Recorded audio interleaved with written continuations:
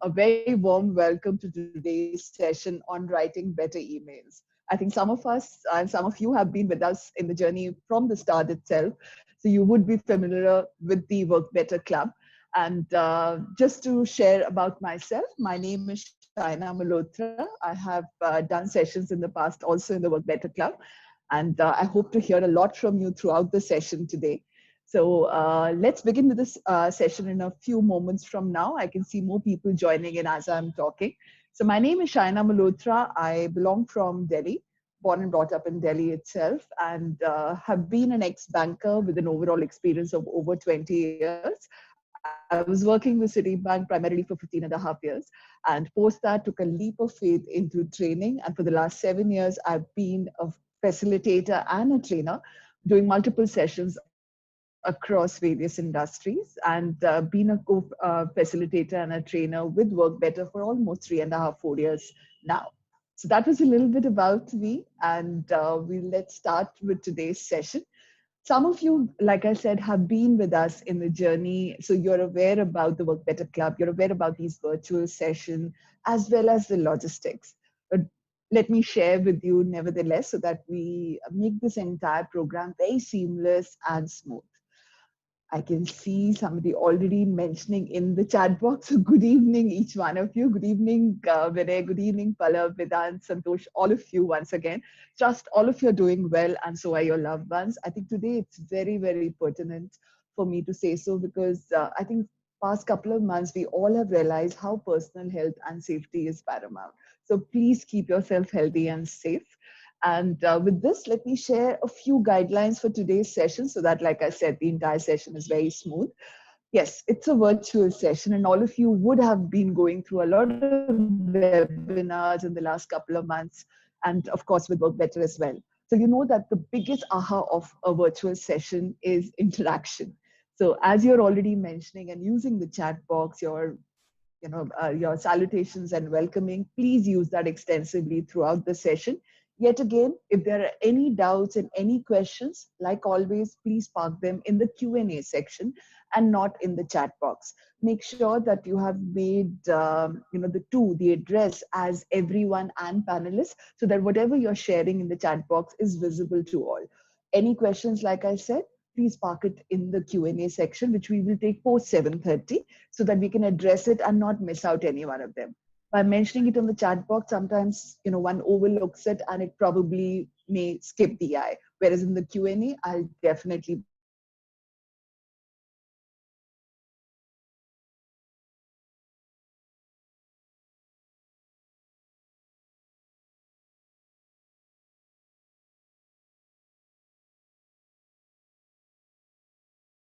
start with the session. Learning, and that is a choice which all of you can exercise today. So please do exercise the choice. As you all know, we've kept your microphones as well as your videos at the moment disabled. But at the same time, if you want to voice out anything, you can definitely unmute and share that, or raise your hand function also you can use. I noticed, in fact, Palab had used it. However, I did not intervene at that time. But similarly, like Palab had used the hand function, please go ahead and use that. All right. So with this, let's start with the session. One small thing, like always, as you're aware, just after the completion of the session, we have an assessment link, which we'll be sharing with you. In fact, my co-host will be sharing with you through the chat box. And as you all know, that if you get 70% and more, you get a certificate right there itself on your email ID. All right. So all the best and happy learning. So let's start the session today on emails and writing better emails. Some of you were part of my session in the month of July, where I had done a session on email etiquette. Now, this is about how we can enhance and make our email writing more effective and more impactful. Now that you've already gone through email etiquette and you know all the do's and don'ts, this is to take it further level up and make your email writing more impactful. So let's start with an activity. As you all know that in the virtual session, we do a lot of polls, we do a lot through the chat box asking questions. So for all of you in today's session, let's start with an activity. And what is the activity about? Well, All that I'm asking you is a small question. Why is it important for us to know how to write when we are saying about emails, how to write effective and concise emails? Why is it important for us to know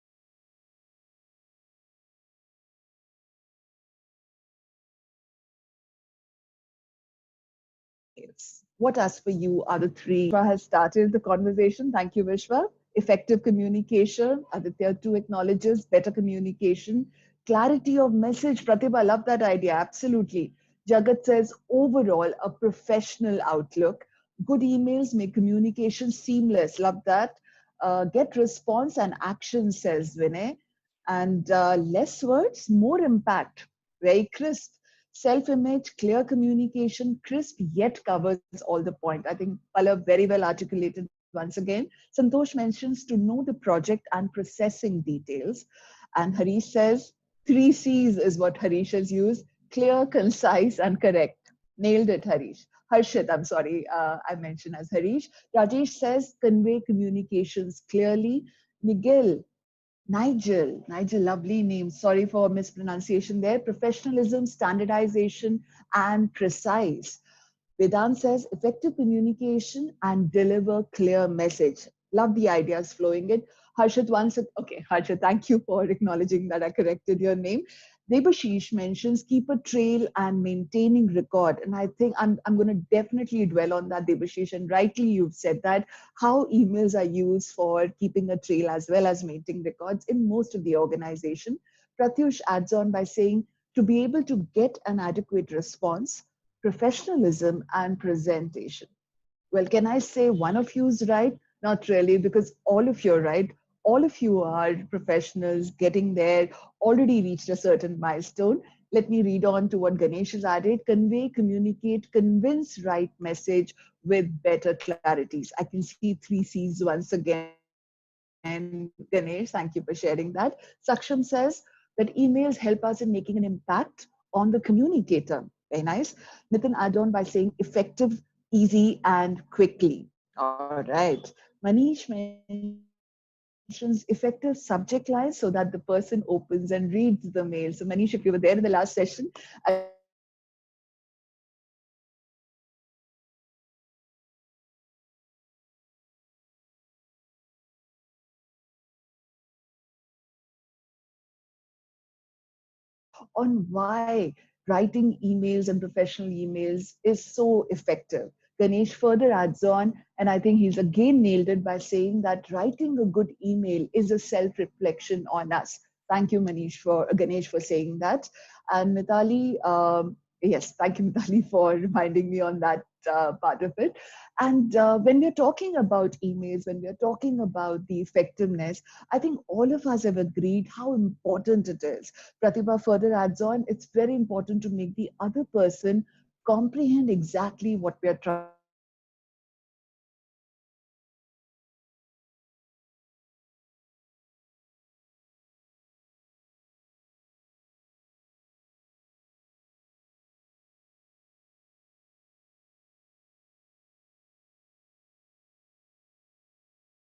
Writing a good email is substantiating it with facts.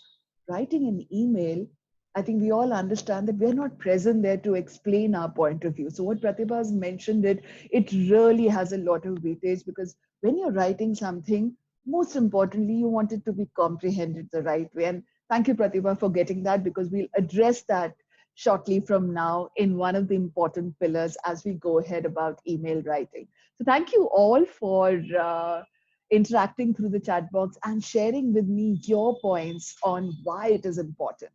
So, when we're talking about writing skills and the importance, you will be happy to see that all that you have mentioned in the chat box, some of those pointers will reflect right here that we have picked up from research as well as what people have to say about the importance of writing emails. Yes, of course, it makes your communication much more efficient. One is effective, one is efficient. Efficient as it saves time. Today, when we are going through this phase of COVID 19, there is physical distancing, but there is not social distancing. We are socially in touch with people through emails, through virtual modems, through con calls, webinars, Zoom, Skype. So there is a lot of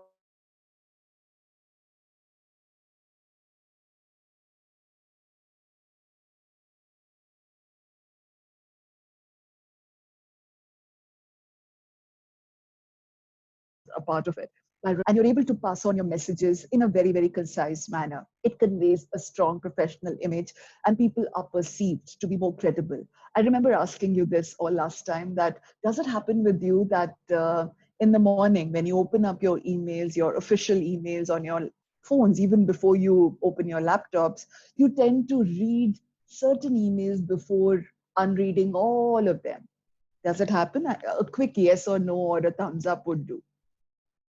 So the first thing in the morning when you unlock your phone and you go back on your emails, I think, thank you Pratyush, thank you Fancy, Ganesh, Vedant, all of you for acknowledging, because let me say I do the same. There are some people who might tend to prioritize, and all of you, I think some of you at least will agree with me, that why is it that we prioritize those people?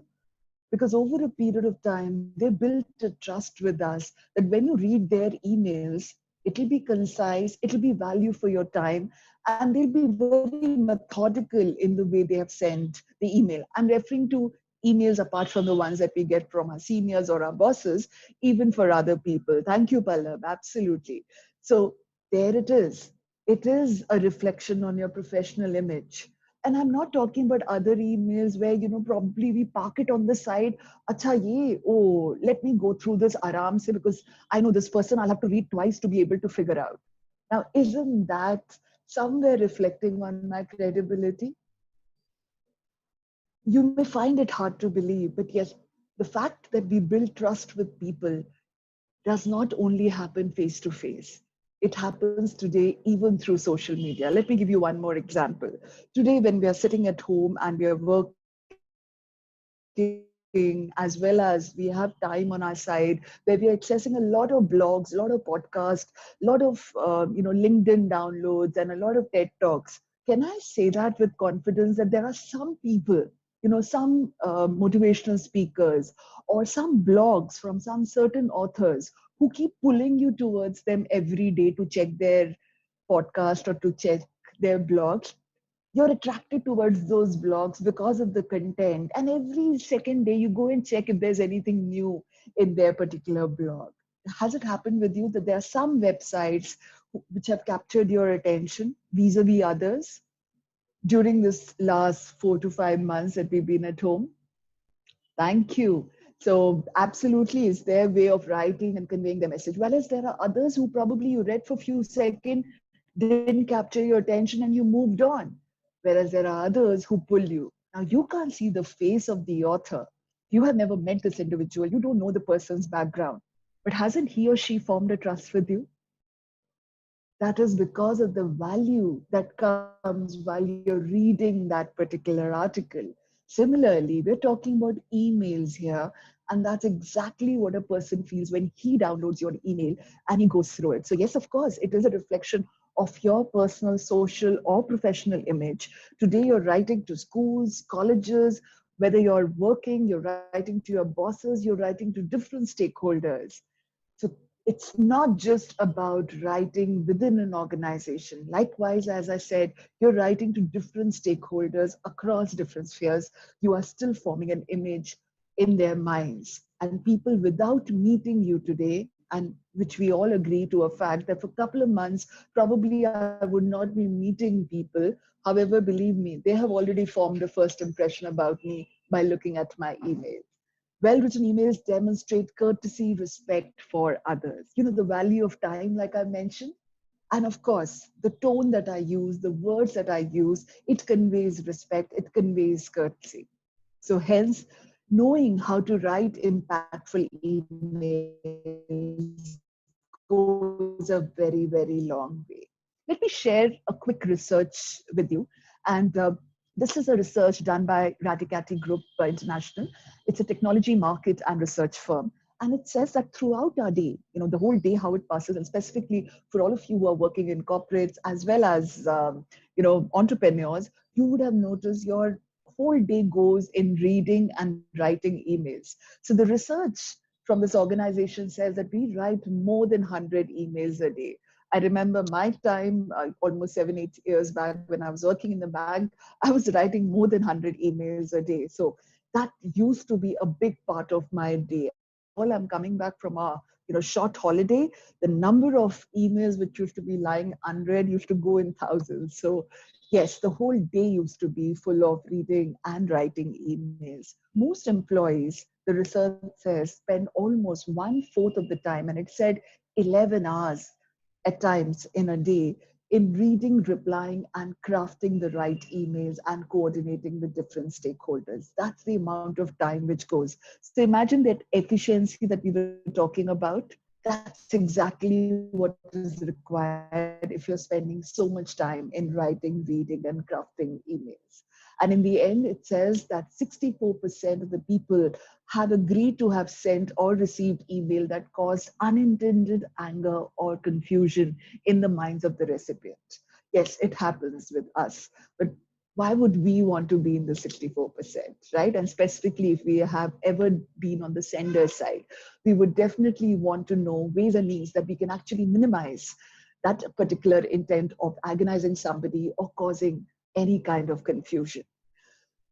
When we're talking about qualities of a good email, and before I bombard with the qualities, let me ask you, because most of you are well versed, you've been writing, receiving, sending emails for the past so many years. What do you think are the qualities of a good email? I'm looking at the chat box once again.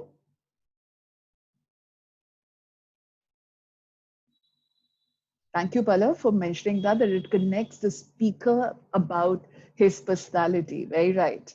Pratyush mentions that a good email should have clarity. They are to the point and easy to read. Brevity, very nice, Debashish. Thank you for mentioning that. Clear and concise, says Shivalika. Lovely name, Shivalika. Eye-catching verse, says Charu. All right. So can I say keywords? All right, Charu. And we've got good vocabulary skills. Clarity must be understandable, says Shikha. And we've got Vinay mentioning subject, body, and content. Okay, great. You remember from our last session. I remember this was referred even in the email etiquette. Thank you for remembering that. Logical mentions Devashish. Create interest for the reader or in the reader's mind, mentions Jagat. I go with the old style into the body and conclusion as crisp as possible. Thank you, Pallav, for the right choice of words that you always have. Nigel says, to the point, no jargons, simple language. I love all of these points because believe me, all of them are absolutely right. Steps of writing is what Rohini says is what we need to definitely go through. Ganesh says, greetings, that's what it starts with, gratitude, specific, simple, and a little bit of curiosity. Ajit mentions to the point and short. Very valid point, Ajit. Pallab mentions give an introduction about either the subject or what you're talking about. Shantanu further adds on by saying comprehensive, which includes every aspect of the subject. Excellent points from everyone. Let me just further add on. Pratibha says other will get the idea how well we understand their point of view.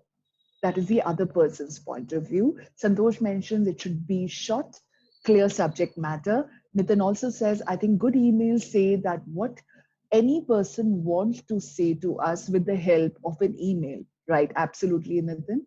Shantanu, I think, yes, I've absolutely read what Shantanu had mentioned. Thank you, each one of you, for mentioning the qualities. Have you noticed that despite of knowing, at times we tend to miss out these attributes while we are writing an email? Does it happen with any one of you that despite of theoretically knowing all of these points, we tend to miss out? And are there certain occasions when we tend to miss out? Okay, thank you for raising your hands. So I think Pratyush, absolutely right. So knowing is one part of it, doing is the other part of it. You know, we all have so much of knowledge. So today's session is all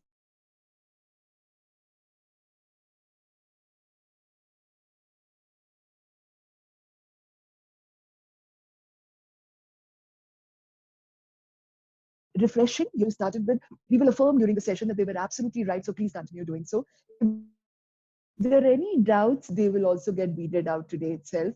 And some new elements, I'm sure, would help you to further enhance your writing skills. Yes, of course, Vinay, I totally agree. At times there is pressure and we tend to overlook that.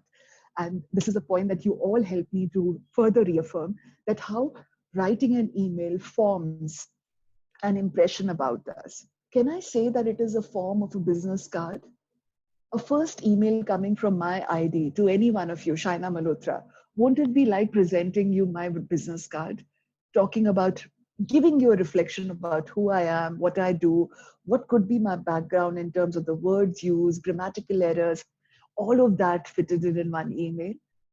So please, all of just a small point for all of you to remember is that yes, today, not today, year on, emails are nothing else but a simple business card of the person who is sending.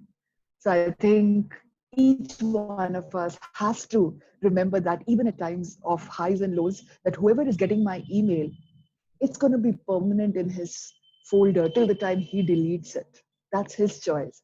I can recall it till the time he's not read it, but once he's read it, it's there, and it's going to be a permanent, mail from my side. It can be produced, multiply reproduced. So whatever I'm sending, I need to make sure that I go through all the specifications so that yes, that business card that I have handed over makes a positive impression.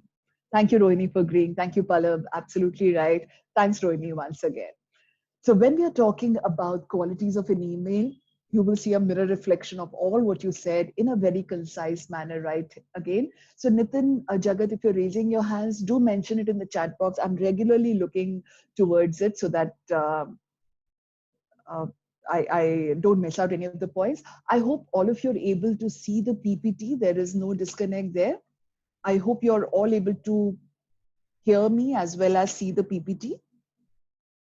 Please do give me a yes or a no through the chat box. Okay, I can see multiple no's and yeses coming. Okay, thank you. All right, great. So last time I had certain glitches in the technology, so always prefer to make a pause and ask you all that. So thank you once again. So qualities of a good email, once again, like you said, well structured and clear. And like I said, I keep elaborating each of these points as we move ahead. They should be concise, like each one of you mentioned in the chat box. Very important. They should have a goal, intention, and purpose. And I think you did mention that through different words, but yes, having a goal, that's how it will help you as a sender to be able to get that response that you're looking for from the recipient. Otherwise, of course, it's a time waste from your side as well as from the person who's reading it. They clearly define what action is to be taken in response of the email. And I'm sure when we are flooded with multiple emails and when we read through it, we spend so much time. There would be some emails where you keep pondering that, what does this person want from me? And you start typing in haste saying that, I'm really lost. Or you pick up the phone and ask, what have you written? So this is what we're talking about, that a good email should have these points along with the fact, like I clearly mentioned, that it should be polite and the tone needs to be appropriate. Yes, there are highs and lows. There are times that we get really irate, probably. That's the word that some people use. There are escalations where we escalate when we don't hear timely. But again, that does not give us an opportunity to change the tone or to sound over aggressive on an email. Like I told you right before when I started this slide, an email can be produced and reproduced in a multiple manner, and the sender's name is mine. So imagine when it gets re-forwarded, that's what people get to see and read multiple times. It could be one, shot of the moment where I got upset, but I could not retrack, I could not, take back or recall this particular email. So I hope all of you agree with me. And like I said, as we go ahead, you will see that a good email always helps you to, it helps the recipient, not only just you, precisely understand what you want to say and ensure that you meet your objective. This is one of the key points that I'll keep reiterating throughout the session today. And we'll keep talking about the fact that, yes, how a good email should be clear as well as should be precise. And when we talk about having clarity and precision, we are talking about the fact that how three things should be very clear when we are writing an email. And that is who we are sending to, why we are sending, and what is the content which we are be going through.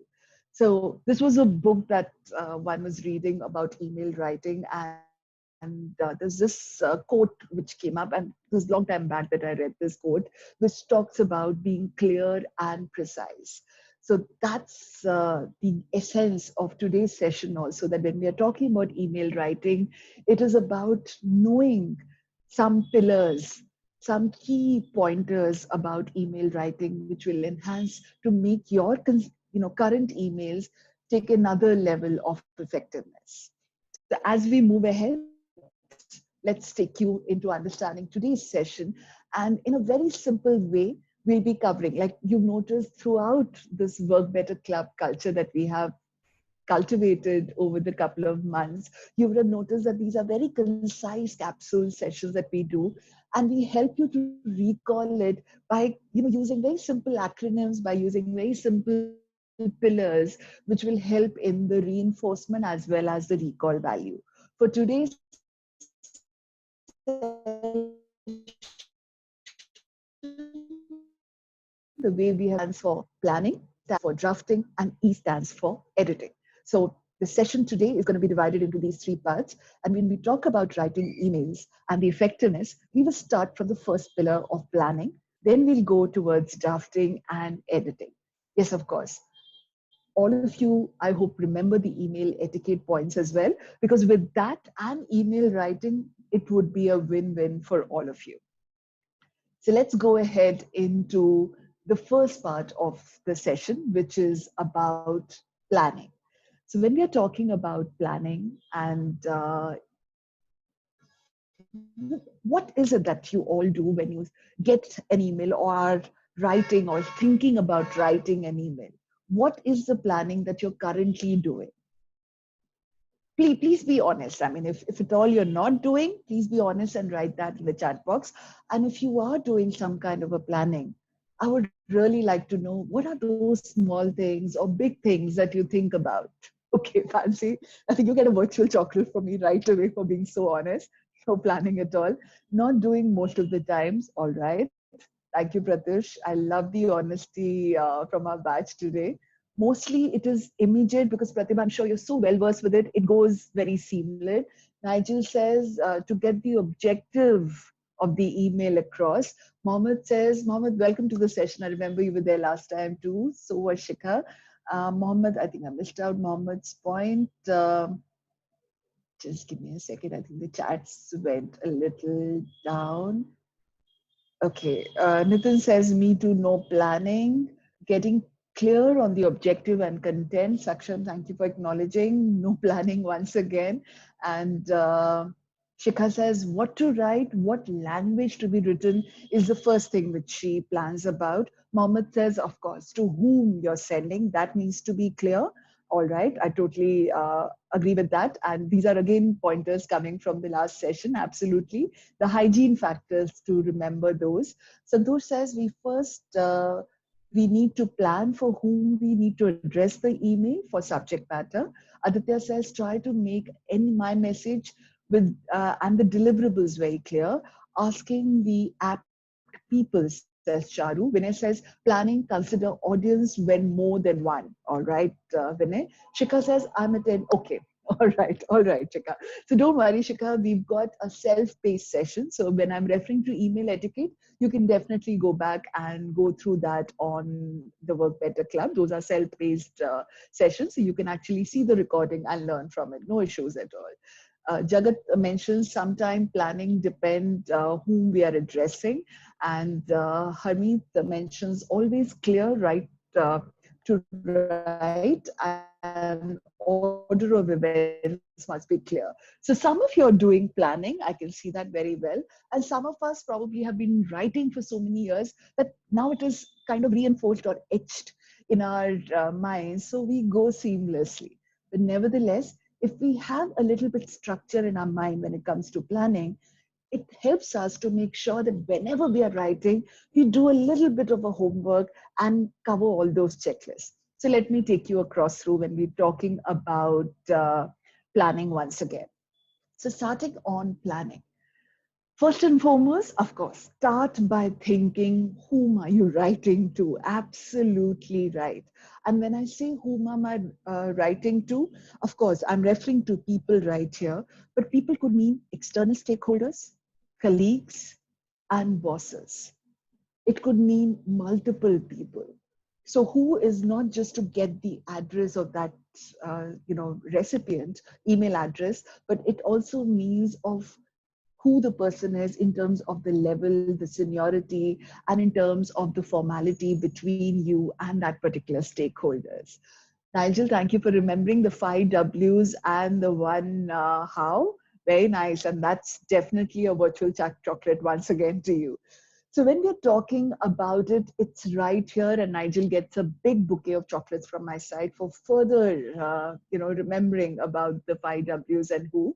Here, when we're talking about understanding the recipient, we're talking about knowing who the recipient is. What is your relationship with the recipient? And you may want to ask me, why, Shaina? Why is it important? Well, let me further add on to it by saying that if I'm writing to my senior, my boss, or my boss's boss, then the tone of the message that I'm going to be drafting needs to be more formal than what I'm going to be writing to my peer, my junior, or my colleague from another department. So knowing who I'm addressing to will further reflect on the tonality, the content of the mail. So the first pillar, if we are clear about that, it will help us in then seamlessly moving into the next pillars with that much of clarity and, of course, effectiveness and efficiency too. So what is the relationship? What are the recipients' preference? What are their goals? And of course, the priorities that you should be attending. This is something I probably am digressing, but let me just share this with you. That when I did a certification on NLP, and I think some of you would know about this particular tool, neuro linguistic programming, I learned a small technique called as chunking, chunking. So chunking means that some people whom you talk to are always in a hurry to ask you, Shaina, jaldi bolo, tell me fast, what do you want to get to? And if I am a person who likes to talk about, entire part of the story that, this is what happened and I got up in the morning, then I brushed my teeth, then I had breakfast, this is what I had for breakfast, the other person may lose patience. So for them, I need to give it in small and very precise form, and that is called as chunking small. There are other set of people who are like, Shaina, you know what? Why don't you tell me something more? Please elaborate. Give me an example. Can you please substantiate it with some more proof? Now, this is where I go deep down, dissect, and I call it chunking upwards. So knowing who my recipient is, knowing their preference, knowing their goals and priorities is about chunking down or chunking upwards. So if I know the person is always going to be multitasking in a hurry, for him it's an email which he reads on the mobile and quickly wants a grasp of it, I'll make sure that is how I'll draft the content. And for another person, it'll be probably more elaborate because he's the one who'll ask me for more. Right? So absolutely, Rachel. Thank you for mentioning that. So what are the recipient's expectation? Reasoners, chunk up. Absolutely right. Pallab says, knowing the recipient is half the battle won, but easier said than done. So for example, Pallab, you are writing an email. That's the first thing that you would be wanting to tick in terms that who is the recipient. And yes, of course, if it is a complete stranger, I totally get your point. There are a couple of pointers which will not add on here. So please take this as a guiding list, not as a checklist. That's what I always tell my participants, that this is not a checklist that every box needs to be ticked. This is like a guiding list. Most of them, if you're able to get an answer, it's an aha. If you're not, I think even some of the pointers, if you can, believe me, the efficiency and effectiveness will be by and large be there. If you know the person's industry, the recipient's expectation, his or her department, designation, seniority, all of that would help. And if you ask me why, again, the jargons that you use within an organization, that is only inputted in a particular content because the other person is aware about that technical jargon. If I'm writing to a external stakeholder, he or she will not be aware about that inside technical jargon. So knowing who the recipient, his industry, his department, designation, all of that will help me. This is something which one learned over a passage of time, that when I'm writing to my colleague, my email tone could be less formal. It may sound helpful, it may sound interesting, but when I move on to a client, it should definitely be formal, and it could be friendly, and it could be interesting. When I'm writing to a senior, then it is only formal and helpful. There is no friendly, there is no interesting, right? So knowing the seniority of the person, knowing the designation of the person can change the formality level when you're drafting a particular email. So today, when we're talking about writing an email, all of these pointers will help you to tone up or tone down your email when you start writing one. So thank you, Pala, for mentioning that. Yes, it does help, and it gets easier, and the experience, it definitely improves by knowing all of these elements. Pratibha further says, how to deal with the situation when I know that the email should be short, but being detailed is a safer side. What option should I choose? Pratibha, so well said. And I think it's the need of the hour, what you have just said. And we will be covering this point in some time from now. So when I cover that point, I'm going to ask you if that answered your question.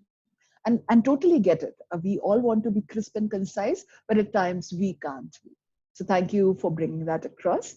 And of course, when you understand your audience, you're further able to tailor the right message. When we say, customize the right message for a recipient, it's like getting the right garment stitched.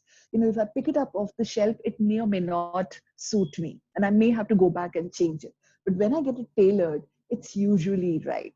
I know even now untailored, you do get your sizes. I'm not debating on that. But tailored, you're most of the time bang on, right? Especially if it's a good tailor. Similarly, in email writing, knowing all of these do's, knowing all of these W's, and first pillar of your audience helps you to then, like I said, seamlessly move into the next pillar, which is the why. So when the who is clear, when I know that I'm writing to my department head, when I know I'm writing to my client, or I know I'm writing to my colleague from another department, or to my friend, or to a college, for the entrance, the purpose is what comes as a second pillar. So knowing the who then becomes and gives us a segue into the purpose. Now, what is your purpose of writing the email? Are you just informing a person? Are you just sharing something with the person? Or are you seeking something? So there are a couple of things that one needs to be clear.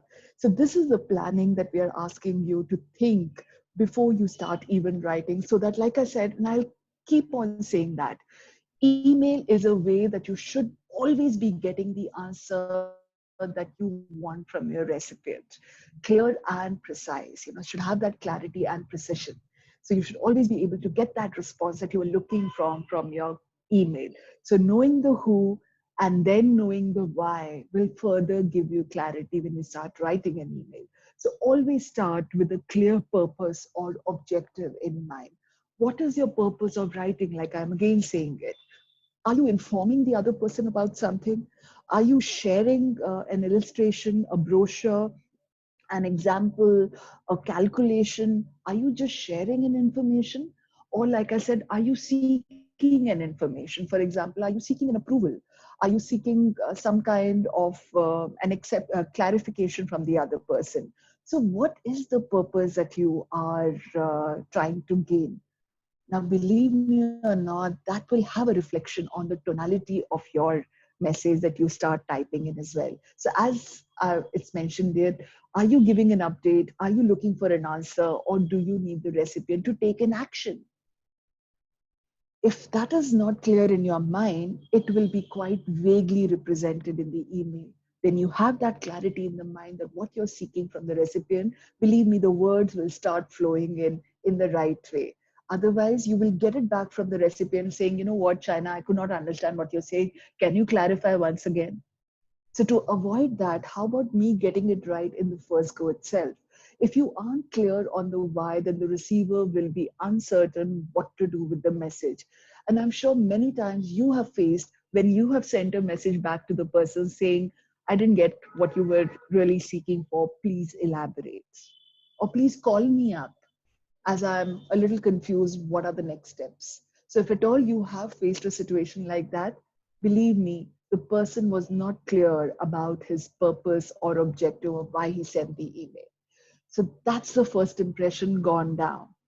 And repeatedly, if I send a mail with ambiguous purpose, then that's the first impression which I am reinforcing in the minds of the others as a person being unclear. So when he meets me face to face in a couple of months, he or she already has a perception in their minds. The third element of planning. So I've taken you through the who, I've taken you through the why, and now comes the what. So, when we're talking about the first P, which is planning, these are some things that we need to keep in mind. Now, when I know who I'm writing to, and I also know the purpose that whether I'm updating or asking the person or seeking a person to take an action or to just send an illustration or just sharing an information, then I'll be able to share and start writing the content in that precise manner. Okay, Nigel, right here. Would you like to refer something in this particular slide, Nigel? Do mention that in the chat box if there is a clarity that you wanted to seek. Okay, sure. Should I move ahead? Okay, thank you, Nigel. So we move to the third pillar on planning, and we're talking about the what to capture in a particular email. Once we're clear with the purpose, you know exactly what is it that you will be putting across, which will drive your purpose and objective. So if I'm updating, then that's exactly what I'm going to be writing in the draft, which will be like, this information is just for your consumption. Please use this information for the rest of the project. If I'm seeking an action, then that is how I'm going to be drafting a particular message by asking them, request you to either approve or decline the enclosed message. Now that's a specific action message. So knowing the purpose, knowing whom I'm sending it will help me to pick up the right choices or words and then putting it in the manner of the draft. Everything you put in the email should ultimately help you achieve the action that you intended to in the right manner. Like I said, and I'm again reiterating, there are so many times that we want to communicate an X, but it is interpreted as Y by the recipients. And this is why in an email, we need to be that precise, that concise, and that simple so that whatever we had intended in terms of the purpose and the goal that we wanted to achieve, that is exactly what is the recipient's understanding as well. Your email content should answer all the questions that are there in the recipient's mind. So all I'm trying to say is that it's like an FAQ. If I'm writing this, what could be the frequently asked question in the mind of the recipient? I need to my best of my ability, not make it an essay of 300 words, but to my best of my ability, I should be able to preempt that and capture it on the email as well. So think about the possibilities of that particular purpose and make sure that you capture the next steps or probably talk about the next steps in the sense that these could be the next steps which will be coming in the next email which you'll be sending it on Monday or maybe the next specific day, but preempt it and capture that on the content. So the first part or the first pillar of writing effective emails is the pillar of planning. And if you are able to do that planning, and I think whether we talk about time management, when we talk about anything that we do in life, if at all we've done a little bit of planning, notice it always goes well. Yes, there are times that we have hiccups, we do have exigencies, we do get hurdles, but going unplanned is not the answer for it. You know, even during right now in the couple of last few months where we have been working from home, or for that matter, even before the work from home started, if I started my day without having a calendar, without having a planner, somehow my day entirely just went off. Vis-a-vis that day when I had things which were methodically in terms of a calendar, or at least written down 5 to 7 things which I'll be doing one after another. It helped me to systemize my day. It helped me to give a structure to that particular part of the day so that I was able to efficiently manage. Believe me, whether it is time, whether it is email, planning is something which is so crucial. So the analogy that I was drawing was just referring to the effectiveness that we bring planning to any kind of a, anything on the table where we put in planning. That's exactly how it helps us to be able to reach to a more impactful productivity of that particular session or that particular object of our life.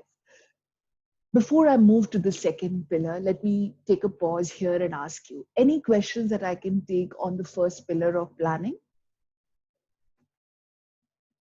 I'll be taking all the questions in the end as well, but if there's any clarification that you would like me to seek at this point of time, please feel free to use the chat box and let me know.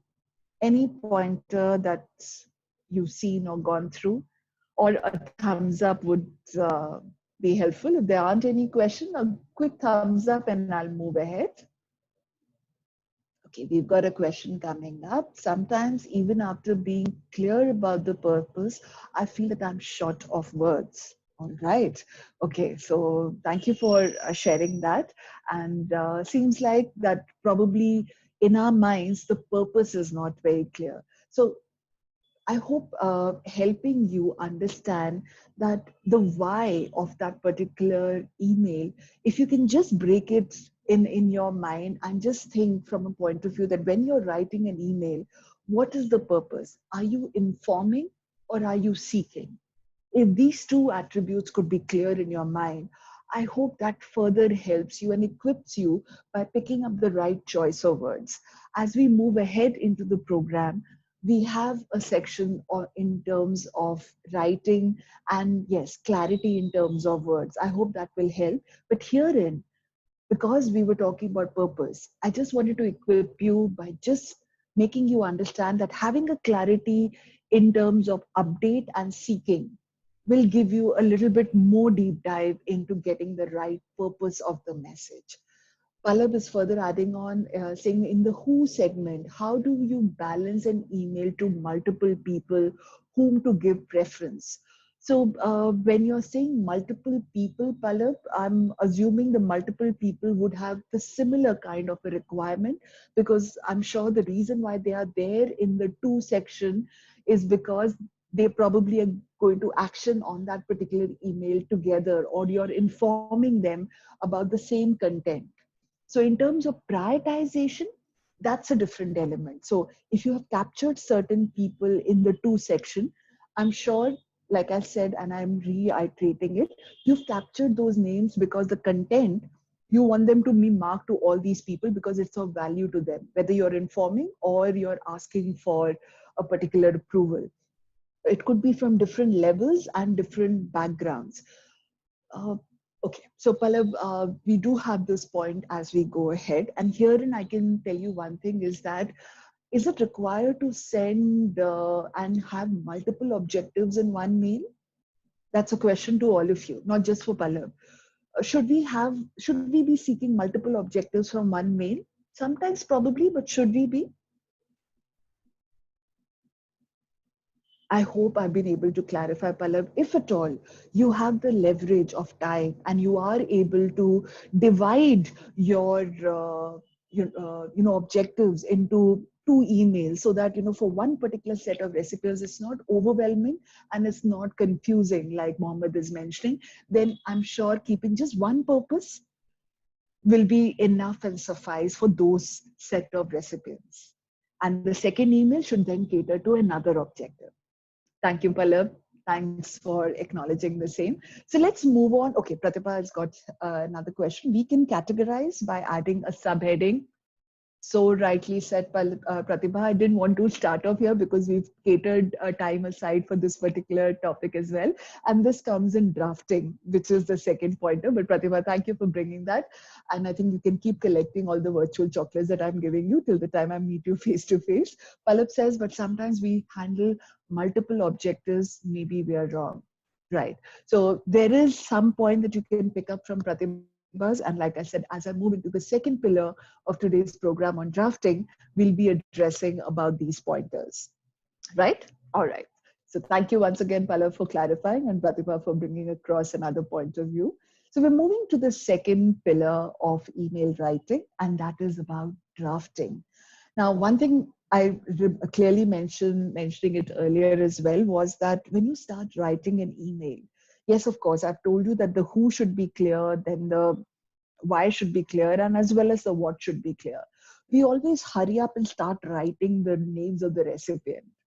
And I remember mentioning it that sometimes while writing or drafting an email, erroneously, if I press the button send, then that email will be sent across to all those recipients. So my tip is, and I shared that try to put all the names of the recipient right in the end after you've done the drafting and the editing rather than in the first go itself. Of course, you need to know who all you're going to be sending, but instead of capturing the address right in the first attempt, start writing the draft and have that as the last go. So we're going to be talking about drafting here. And in the meanwhile, we've got a message from Rohini as well. I feel many times that I'm short of words and unable to articulate my thoughts in a very assertive manner.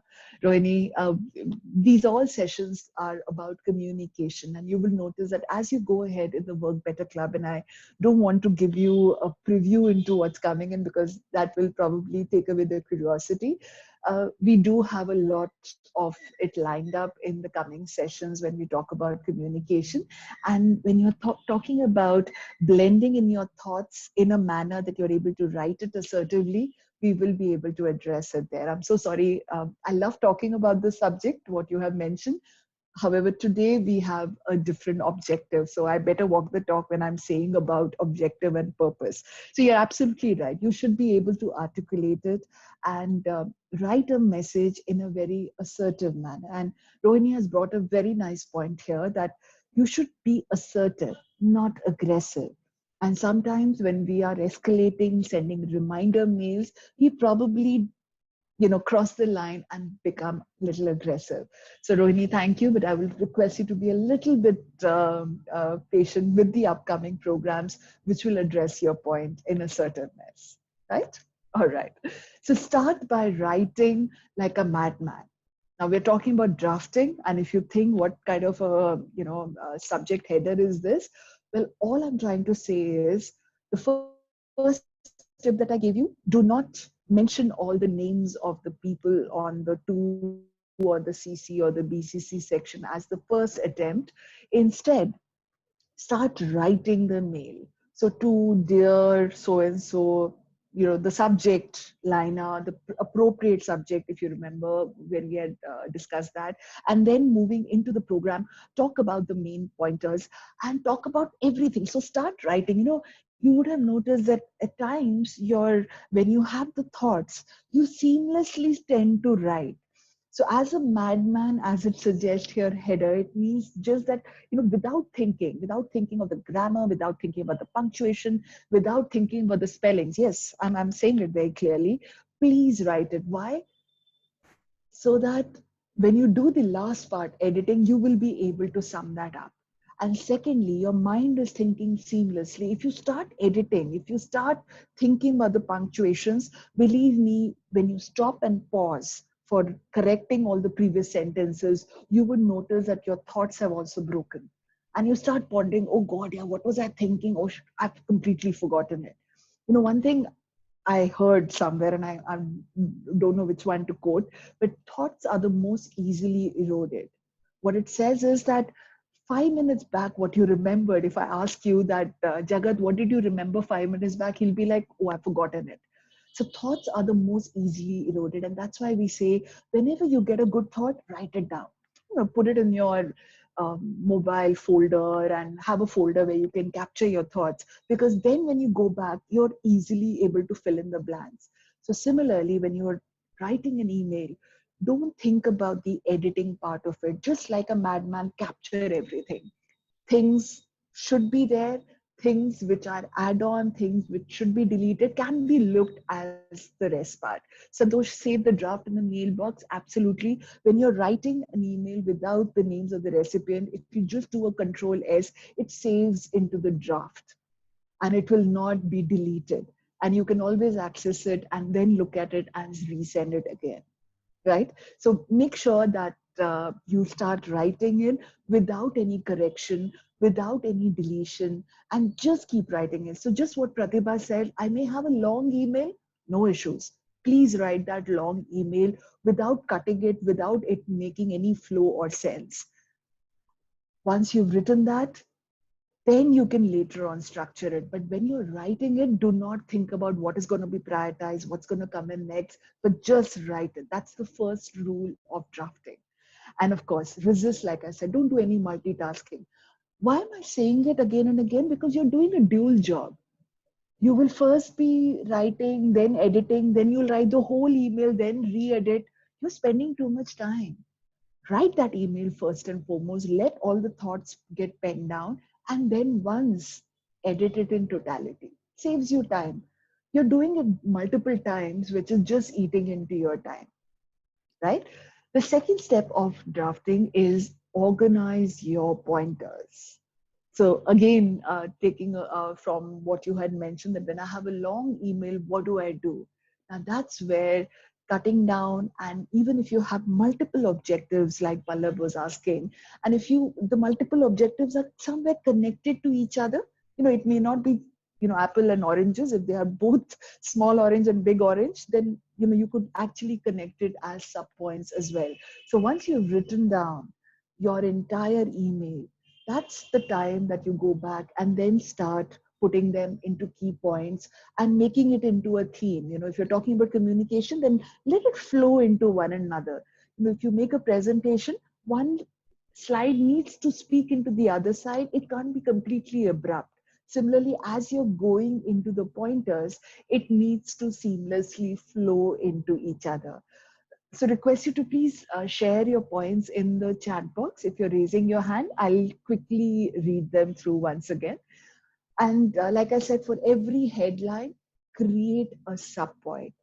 So going back to the question which Pratibha had rightly suggested when Pallab had pointed out that what if I have multiple objectives? So then you could have not multiple pointers. I don't want to contradict what I had said earlier, but yes, if for one particular theme, there are some two sub themes, then that is what we are mentioning here. And for each of the themes, make sure that you have data, facts, probably examples to elaborate, so that, like I said, FAQ, you should preempt what your recipient may think that the next possible question could be. Put your most important point first. Now, I may have a bucket list of 10 points. Remember chunking up and chunking down? Today, nobody has the patience to read 10. And when I'm saying nobody, please do not, I'm not holding everybody accountable. Most of the people are in such a rush, At times, I think most of the time, we are accessing our emails on the phone. So we are like in a habit of quickly reading it. So writing a laundry list or a bucket list, the person may just lose the flow. So at least prioritize your main points in the first part. That recent thing, if it is able to capture the attention of your recipient, he will go on and read the rest. If the first two pointers are only something which is very diluting effect, he may not be interested in reading the next few pointers which you have elaborated, even though they are important. So prioritize the main points, and remember, this gets more clarity because you know who the person you're sending, that who, why, what. Once that planning stage is through, you would be able to prioritize the points very beautifully and in a very structured manner. Like I said, for each of the point or sub point, make sure that you mention your facts and figures. As we move ahead into the communication part of it, you would notice that it's very easy for people to recall numbers. it's very easy for people to recall percentages. For example, if I share about with all of you about my training experience, I've trained more than 12,000 participants. I've done more than 650 sessions. Now, I've quoted a number. It'll help you to recall about me. At the same time, if I would have said, you know what, I've done many sessions, I've covered many participants. Now, many means 100, many means 500. By quoting a number, I've been able to convey the point that what is the number of participants and the number of sessions that I have been able to conduct so far. So, numbers helps the reader to have a better recall. Definitely adds up to your credibility, but again, for a recall factor, people always will remember numbers more than words, right? So make sure your data facts are there. So let me share an example with you. Yes, Palav, thank you for mentioning that. Stating facts and figures always helps. So you can see an example right here. Now, how many of you are finding it very easy to read through this example? It's a nice long mail sent by Jay Verma to Saloni. How many of you are finding it very easy to go through it? Are you finding it long? Okay, Nigel says, no, it's not so easy. Though it's been broken into paragraphs, but there's too much, isn't it? There's too much going on in this particular mail. We spoke about drafting, and we are still in the stage of drafting. So if this is a mail which is drafted, and like Mohammed is very rightly saying, there is too much of information. It's about departments, natural leader, ability to strategize, recommending, setbacks. God, there are too many words which are happening. A better way of sending this particular email would be in putting it, yes, thank you, Pratibha, for bringing that point once again. And as you can see it right here, and Pallav, absolutely, too many adjectives, right? Keywords are okay, that's a good point. But here there were only keywords. I could not really get one point. So look at a better version of this particular same email being sent here. Yes, looks lengthy, and that would probably answer one of the questions that you had mentioned, that what do I do even if I want to make it crisp? Well, there is no hard and fast rule that you need to keep it to 500 words or 300 words. But yes, keeping in mind that we would not like to have a very long email.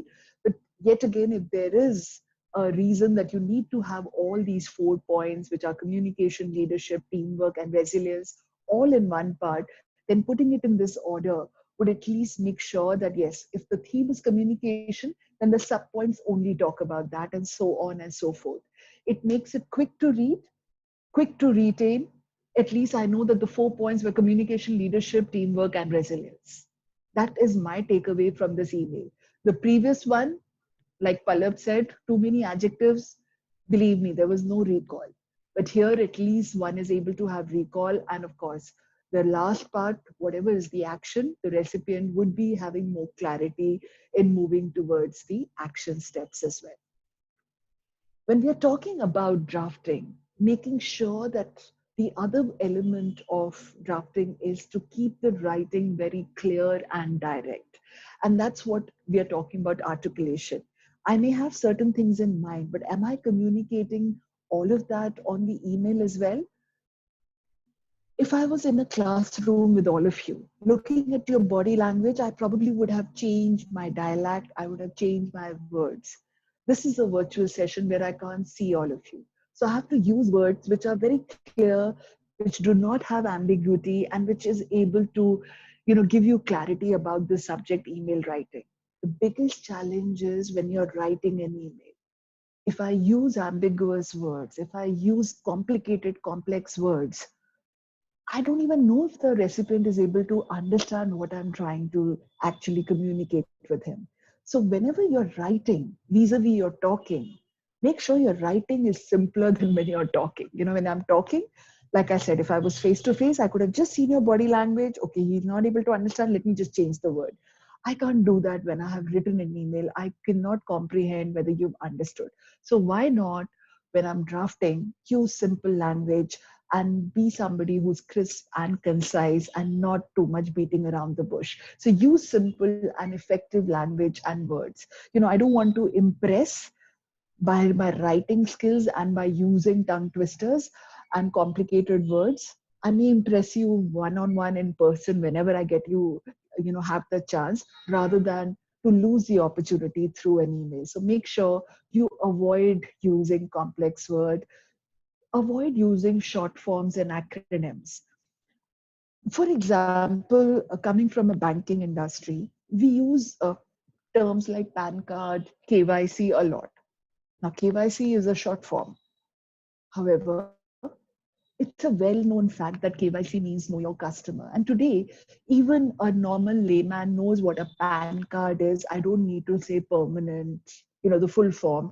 And similarly, KYC, know your, I don't have to full form say it once again. So these are terminologies which everybody knows. So hence, it's okay to use these short forms. However, most of our organizations have a lot of technical acronyms and short forms which are very, very selective to that particular department. Avoid using that, because basically your recipient may not at times even ask you, by the way, what did you mean by that? And he may just assume, and that assumption may lead to a little bit of miscommunication or misunderstanding. Yes, it has happened many times. So saying it with a lot of confidence, that avoid short forms and acronyms. It, sometimes we feel it's a shortcut, it's saving time. It does not. It's such an irony that the amount of misunderstanding and miscommunication that you have to clarify what it meant, it's better to just write the full form and get over with it. Mohammed says, as it is drafted nicely, I can ask for additional informations also. Absolutely. That was for the previous slide. Sorry, Mohammed, I didn't notice your answer then. Absolutely. It makes it more concise and clear for the person to go back and ask for clarification. So writing simple emails will help you to get the recipient to respond ultimately in the way you wanted it to be. Avoid using jargons for recipients outside your department and organization. I already clarified that. What is internally well versed within your department, please go ahead and use those jargons. But beyond your department, beyond your organization, it's better to say the full form.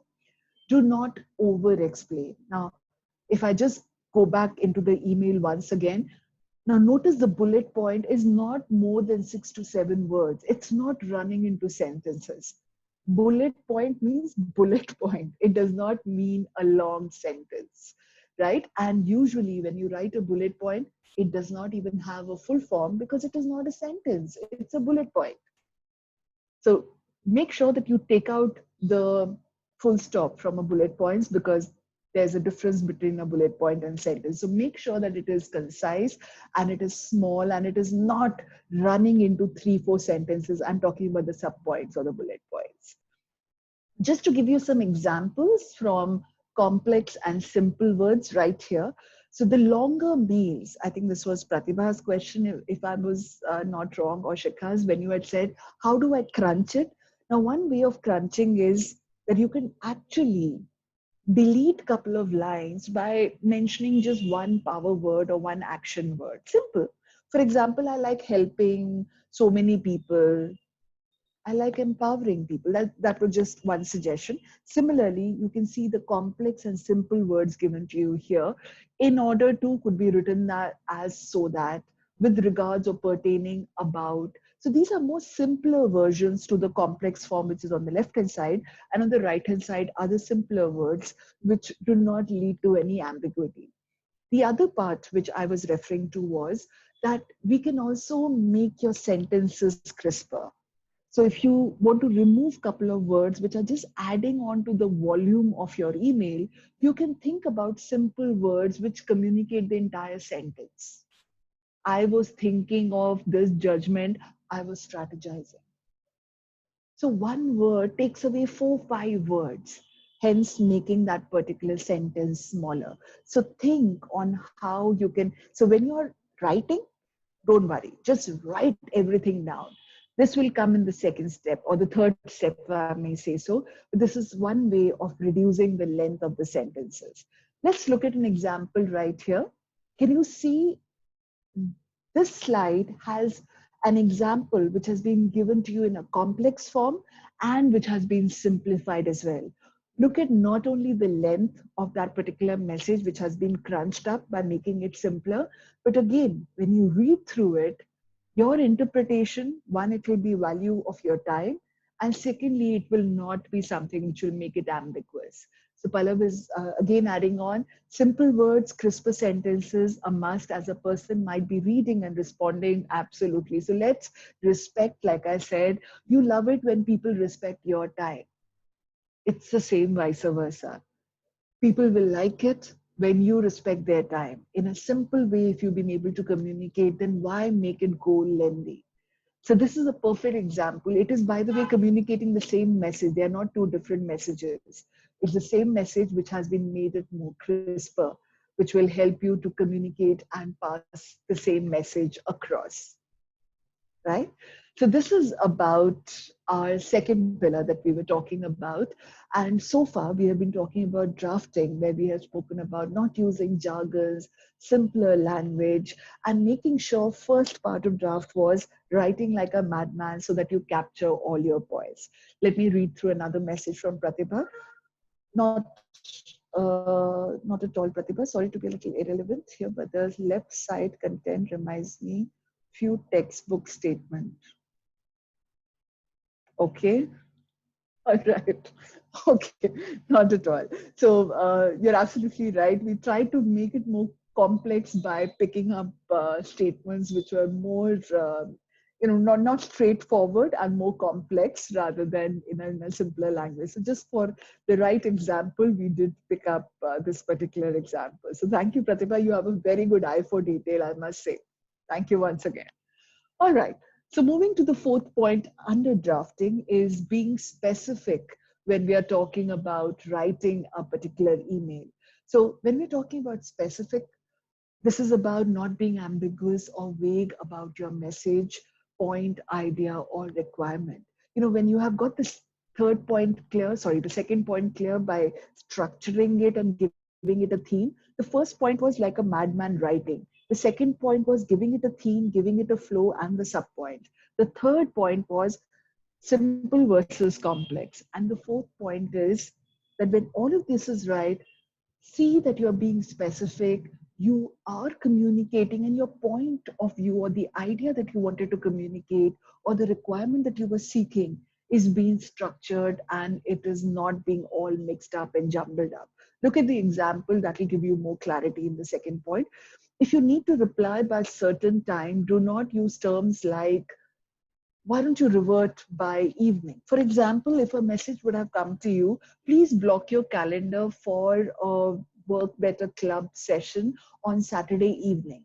You all would have wondered when in the evening. Evening starts from 4 till about 8 in the night, right? So that's, or 4 to 7, if I can call it as an evening. So that was being vague, that block your time for evening, or by EOD tomorrow, I'll be sending you the assessment. Wow, EOD means good 24 hours. So be specific is what I'm trying to say. So there was a specific reminder sent to all of you. Please make sure that you log in by 6 o'clock sharp for today's session on writing emails. So that is being very precise and being very concise and being specific about something rather than saying that, block your time for the evening, like I said. Look at this particular email draft here. Please tell me, and please tell me your interpretation, whether this is an example of a good email or a not so good email. And if it's not so good or it is good, then what are some of the pointers which are getting highlighted here? Let me read it for your convenience. Hi, Ruchira. Please find attached the revised document. Kindly review the pages you shared feedback on. I've made the revisions. Kindly share your inputs by tomorrow morning as I need to share the final draft with client tomorrow. Do you feel to connect with me for any clarification? Warm regards. Rahul, Jagat, please do mention not a complete email as it lacks specific. So Palab, I hope you agree with me that this is not the ideal email. This is not a good example. So there is no specific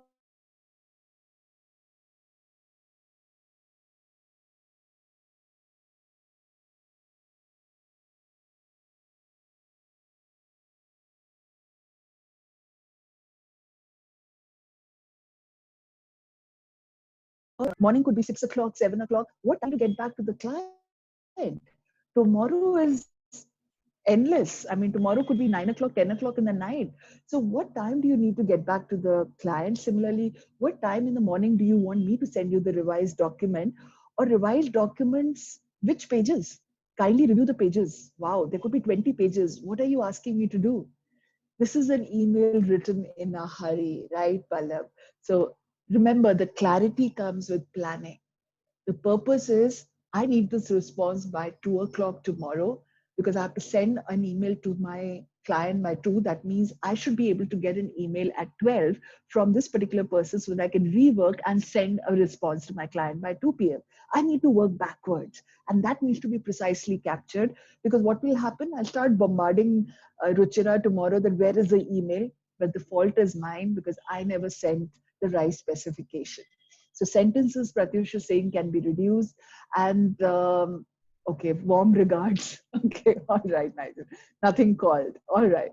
So this is, like I said, definitely an example of a bad email. And you can notice why, because it's not specific. We've not mentioned the pages clearly. We've not mentioned the deadline, the hour very clearly. Hence, it is making it ambiguous. So just recollect, how many emails have you got with such vague specifications? Have you got emails with such vague specifications in your recent past? Do you get such emails? Have you sent any emails with such missing details? So just asking as a rhetoric question, not for you to raise your hands. I'm just saying that today, how we've identified that how this is a vague email. Similarly, if we are sending or getting it, that's the kind of torture that we are putting the other person or getting tortured ourselves. Pratyush, thank you for acknowledging. So this is something which people go through. Look at the better version of this email. Let me quickly read this. As requested, please find attached the revised document. Request you to review pages, blah, blah, blah. Kindly share your inputs by 11 a.m. tomorrow as the client is expecting the final draft by 6 p.m. Now, there could be more iterations. There could be another version, another version. There's so many times organizations rework on it. So this could be something that could come in as well. So mentioning the time is definitely a transparency and being very, very specific. Oh, Pratyush, thank you for being so honest. Right. So, like I said, we are having knowledge about all of this, and that's exactly what I give you all the credit. When I started the session today and when I asked you all the importance as well as what do you think are the criterias of the effectiveness, you all worded it so nicely. This session today is not only about learning something new, but most of the times it's about just sitting back and refreshing your existing knowledge so that you bounce back with an equal or a higher amount of efficiency and effectiveness. And what better time to do than now when we have a little bit more time in our hand, when we can actually go back and recalibrate on things to focus on. You all know your strengths, and you all get to know through these sessions what are those areas that you can further strengthen and improve upon, right? Previous slide. All right, Jagat, right here.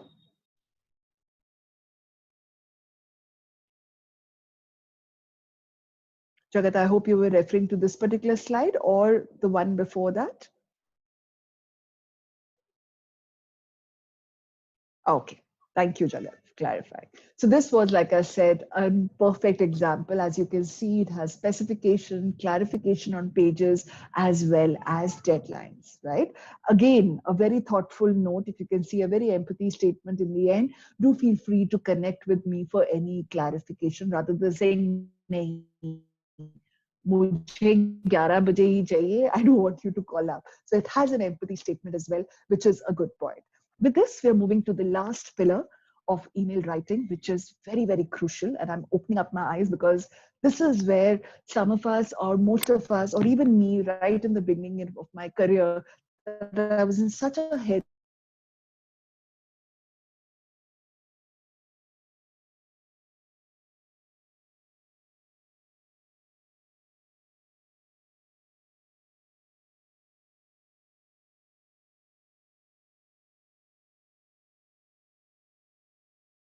own personal brand. Email is a way, like you all agreed, it's like presenting your business card. So again, editing has a very, very crucial role to play. So we're talking about refining what you had sent. So when you have the planning stage beautifully structured out as to who is the recipient, why are you sending, and what is the content, you've actually designed the entire content, you've drafted it so well, you've put subpoints, you've got a theme, you've used simple words, you've also gone ahead and you have given specification to it. Then you come on to the fine part of refining it and making sure that you go through double checking, or like I said, you proofread it by asking so that you're not missing out your key points. Again, if I'm writing to a senior, if I'm escalating as per the delegation matrix, which has in companies, after 24 hours, you can send it to the boss's boss. Or when you're writing as a complaint, to a particular service provider and you're writing to the MD, then it's better to go through the key points, or else, probably they may not give that kind of a key attention to your particular email. So make sure that you go through the fact that all the key points have got addressed, the fact that you have supported your facts and figures, examples or benefits to each and every point or the sub point that you have attached, making sure that it is specific, direct, and crisp and to the point. Remember, bullet is not a sentence. So let it be a bullet. Break it into another sentence if you have to really go down to the next line. What errors can the recipient make in understanding the email? Read it and think from the other perspective that what if he interprets it that way? Remember, it's not about the sender, it is about the receiver. I can write a beautiful email, but if the recipient cannot understand, it loses, it misses the bullseye. So think from the recipient point of view, not from just your point of view only. That's the first point. But the next point, absolutely. Will this email meet my objective? Pallab, thanks a lot for mentioning it. That's exactly the point which we will be definitely be talking about. Sometimes, like you says, requires grammatical editing as well as spell checks. Absolutely right. So editing also means that not only mention this point, but delete. Sometimes we write same things in a different wording in a different point, forgetting the fact that we are just duplicating the thing. So when you're reading it again, delete those multiple points which are communicating the same purpose or same meaning. Makes each sentence a few words shorter. So when you're talking about assertiveness, Pratibha, yes, it helps. These points also make it assertive, right? The choice of words and the crispness, conciseness, all of that is definitely a part of assertiveness, not 100%, but definitely an element of assertiveness. You're not vague. You're very, very clear and concise. Removing every word which does not add any value. Like I said, are you writing a full sentence which could be actually be replaced with just two words? Think. Just delete those extra words and then just replace it with just one word itself. Eliminate grammatical error and language error. So Pallab, there comes your chocolate for already mentioning it beforehand. How many of you use Grammarly? So this is a tool which is available. How many of you use? Okay, great. Thanks, Pratibha. Thank you, Shantanu. Fancy. Absolutely, Mohammed. Thank you, Aditya. So for most of you, if you've noticed, using Grammarly helps. You can download it on the phone, you can download it on your laptop as well, and it helps you to both negate not only spelling errors but also grammatical errors. The moment you write your entire email, if there's any section highlighted in blue, that's a grammatical error. If it's there any section highlighted in red, that's a spelling error. The moment you take your cursor there, it gives you the recommendation. So that's one way of taking care of the last point of eliminating grammatical and language errors. Okay, absolutely, Pallab. You can overwrite it. So if you even download it and if you're not okay with their recommendations, please you can override it and definitely give credit to your language and make sure that you only follow that. Right? For people who, yes, of course, want to leverage on a tool so that they do not take a second chance. Again, like I'm saying, an email which always has spelling errors. What's your first impression? I think I had asked, what is your first impression about people who send emails with spelling errors or grammatical errors? What's your first impression about people whose emails are always having grammatical errors and punctuations, marks missing, or for that matter, spelling errors. Really negative? Can I say careless? Nigel, can we say casual? Can we say careless? Right? So I may end up thinking, how casual was he? He did not even double check. How careless was he? He did not even see it. Right? Now, this is my first impression. And repeatedly, if the person is sending me emails with the same errors, then that impression or perception will get reinforced into a lasting impression. So do not take this point lightly. Absolutely, Jagat. Yes, absolutely. It reflects the organization. True, Nigel is so right. Whichever is the organization which I'm representing, imagine you form a perception about that by just that one person sending an email with so many other errors, either a lengthy one, or it's not just about spelling errors, it's about all what we have spoken today. You're representing the organization, you're representing your own self as an entrepreneur, as an individual, or working for an organization. You represent multiple people.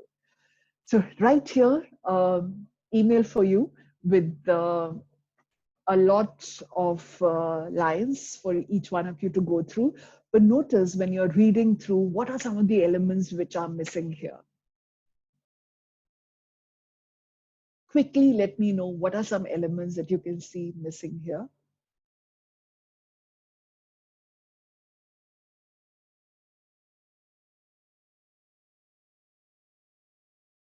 Usage of comma too much.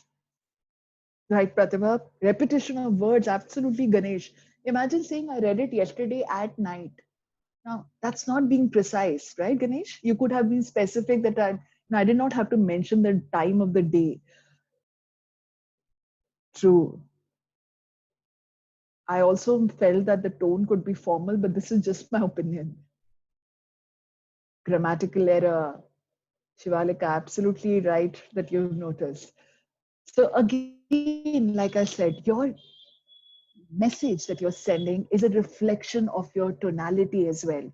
Are you sending a very formal message? Are you sending a very casual message? Are you sending a friendly, trusted, helpful? These are all tonalities. And that is getting reflected in the words that you're choosing, in the structuring of the mail, in the punctuation, grammatical.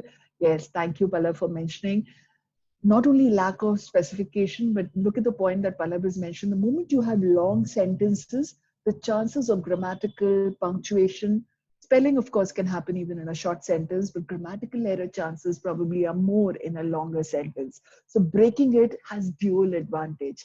The recipient is able to, get the content more easily. And of course, your grammatical error chances also reduce.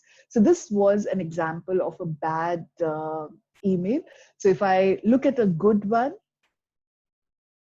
right here for you, can you notice the complete change which has come in from the previous one? Absolutely right, Pratibha. Unnecessary paragraphs, unnecessary sentences, unnecessary